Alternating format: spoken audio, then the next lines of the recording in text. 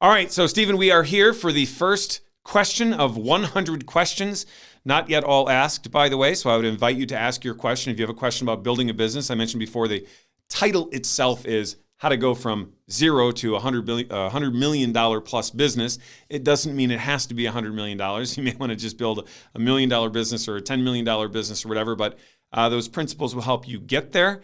And I'm excited about answering these questions for you. So if you have a question on your mind, make sure that you email me about that question. You can email me at, Stephen, what email are we giving them? So they can ask the question at durandondemand@gmail.com. That's where you're fielding these questions? Okay.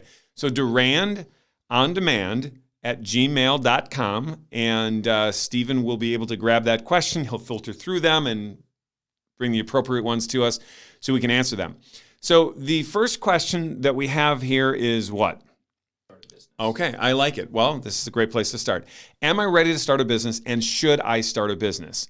I think the two do go together. I'm actually asked this question quite often because I am asked it often. I have a pretty ready answer for it, and it's really a three-part answer to the question. The first thing we have to remember is that when you're going to start a business, there are going to be other people affected in your life, okay? And so I can't just answer the question just straight up, because, and some of the subsequent questions that are going to come out are going to be nice also, because I would invite you to customize them a little bit more according to your circumstance. But should I start a business, or am I ready to start a business? Who's involved? Most of the time when people start a business, there are people who are going to either encourage them or discourage them from doing that, whether it's a significant other or a husband or wife. And as a result, you have to ask yourself the question, who am I taking along, and how much pain are they going to go through? Are they willing participants in this? These are very, very key questions. And there are ways that you can actually answer it to kind of settle people and to even yourself discover whether or not you're ready for it. And I would look at it this way. I would look at it as this analogy. If you said to me, Dave, I'm going to go up to the top of the building and I'm going to jump off because I think I can fly. And I said, well, why do you think you can fly? And you said, well, because I had an energy drink and I'm feeling great. I would say, don't fly. You're going to crash. However, if you said, well, I've been studying flight for a long period of time, we have a particular technology that has been tested and vetted out, we've used it many different times at different altitudes, different levels of buildings, we know we can do it, and here are the reasons why we think we can do it, boom, I would say, great, go for it, how exciting, I can't wait to see it. So that's kind of the way you want to look at this.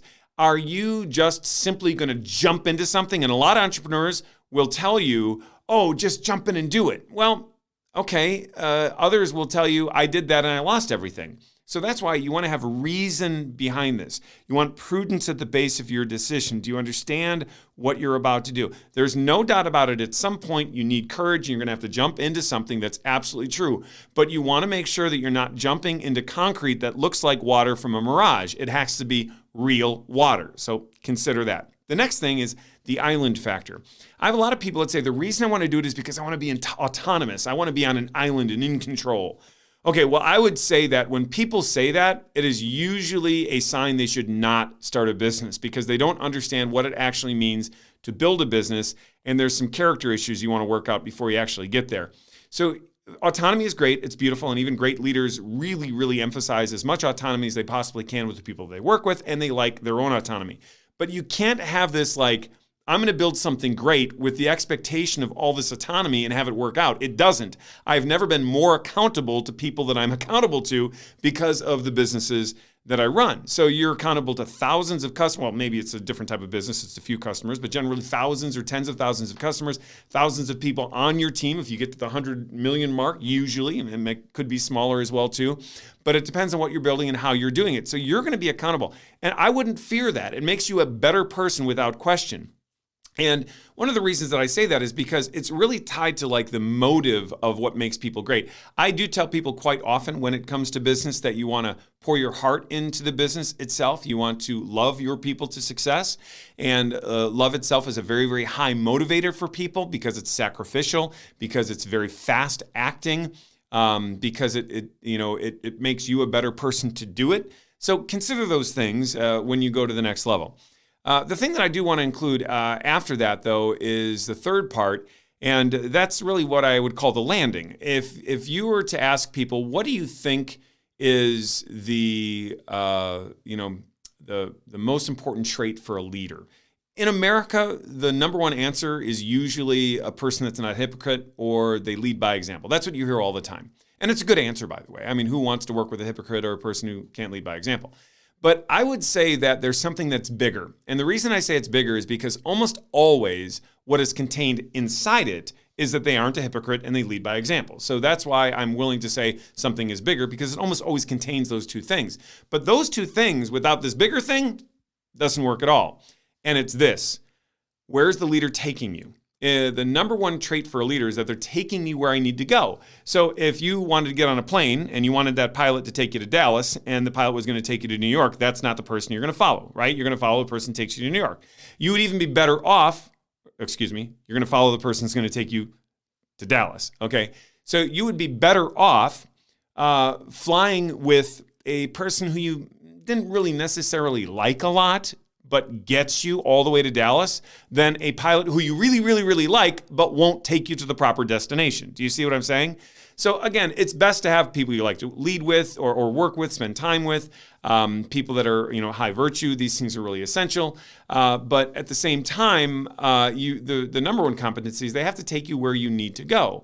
So I would look at it that way. And in summary, to help you kind of remember these things, you want to look at it as flight. That's the first thing. Okay, why am I jumping off the building? Do I have something behind it? Do I have a reason to be able to believe I can do it? The second thing is the island idea. You cannot be an island by yourself. Human beings were meant to be social and interactive and accountable, so that's a huge thing. And then the third thing would be, where am I going to land? Is this person going to take me to where I'm going? You're about to be a leader, and my question to you is, can you take the people you're going to lead in this business to where they need to go? And if you haven't thought about that, you're probably not ready, because you're only thinking about yourself. But if you're going to build something great, you have to think about the people that are going to be on that team and where they're going. It's an essential thing to be able to do. I want to wrap up with this too, because I think it's important when you're talking about building from zero to $100 million. It's not really what you do that really matters. It's who you become when you do what you do that really matters.